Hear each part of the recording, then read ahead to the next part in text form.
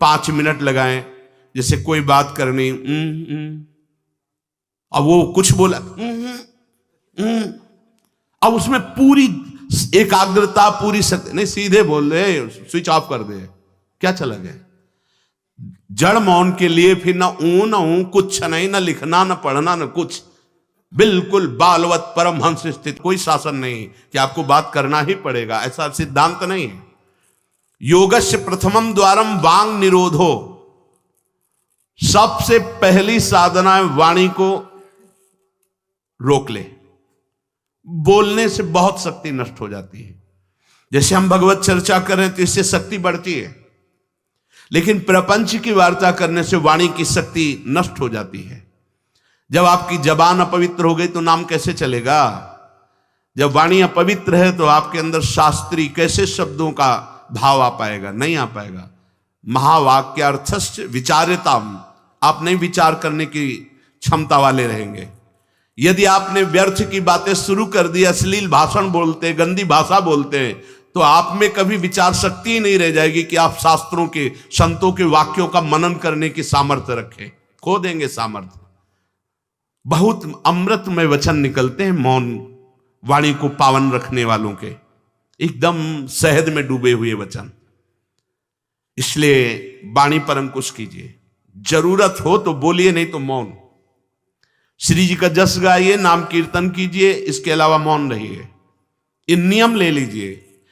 जब आए हो भगवत प्राप्ति के लिए तो काहे को बख्शो। इन इंद्रियों को सीधे अनुशासन में लीजिए ना। आपका स्वरूप इंद्रियां थोड़ी है, आप इनके संचालक हैं।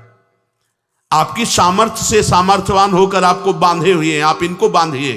बहुत हो गई स्वतंत्रता इन दुष्टों की। माता देहूती जी भगवान कपिल जी से कहती, मैं ऊब गई इन दुष्ट इंद्रियों से भोग भोगते हुए, नाथ अब वो उपाय बताइए जिनसे इन दुष्ट इंद्रियों के कब्जे से मैं बाहर निकलूं। माता देहूती जी, ये बहुत दुष्ट है, ये कुछ मिनट तो लगेगा, बहुत शांत है और भगवत स्वरूप में लगने वाली हैं, और एक क्षण में गिरा के ऐसे नरक में खड़ा कर देंगी जहां पश्चाताप ही होता है, हाथ कुछ नहीं लगता।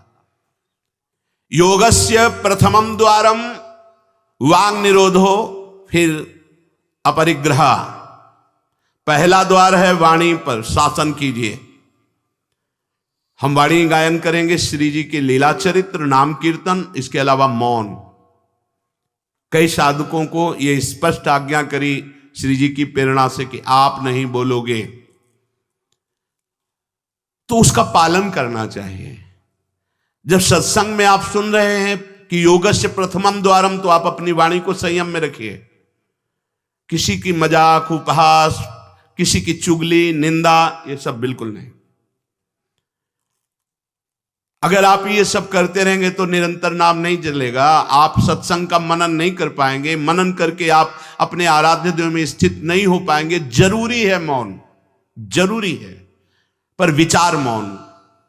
ये धाम है, इसलिए हम जड़ मौन की बात नहीं करते, विचार मौन।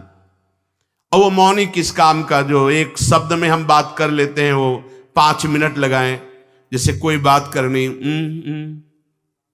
अब वो कुछ बोला,